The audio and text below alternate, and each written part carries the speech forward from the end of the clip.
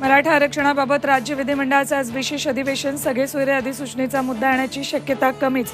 टिकणारं आरक्षण देणार असल्याची मुख्यमंत्र्यांची प्रतिक्रिया. विशेष अधिवेशनात सगळे सोयरे अधिसूचनेची अंमलबजावणी करा, अन्यथा मराठ्यांची नाराजी सरकारला परवडणार नाही. जरांगेंचा निर्वाणीचा इशारा. ओबीसी आरक्षणाला धक्का लावाल तर रस्त्यावर उतरणार, ओबीसी महासंघाचा इशारा.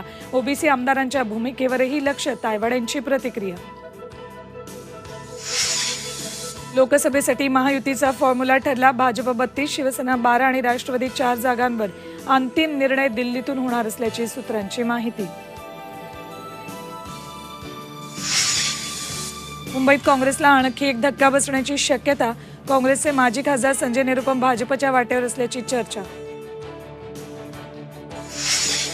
आणि पुण्यात 100 कोटी रुपयांपेक्षा जास्त किमतीचं मेफेड्रॉन ड्रग्ज जप्त.